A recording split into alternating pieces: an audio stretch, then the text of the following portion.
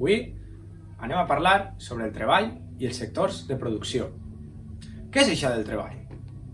El treball és una activitat que permet produir o adquirir béns, que poden ser coses materials o no. Els treballs els podem classificar en tres sectors de producció: sector primari, sector secundari i sector terciari.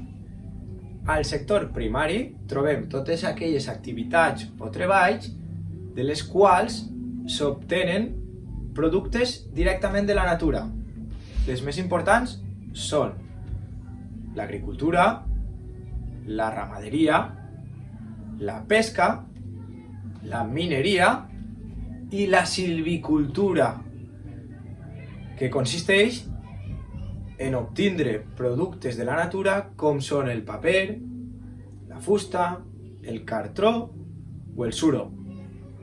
Per altra banda, tenim el sector secundari, que són aquelles empreses o treballs que s'encarreguen de transformar els productes o les matèries primeres del sector primari en productes ja elaborats. En aquest sector trobem la indústria, l'artesania i la construcció.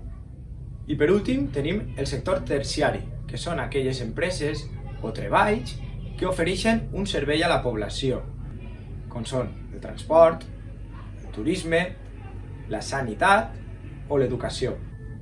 Bé, fins ací i ara mans a l'obra i a treballar. Adeu!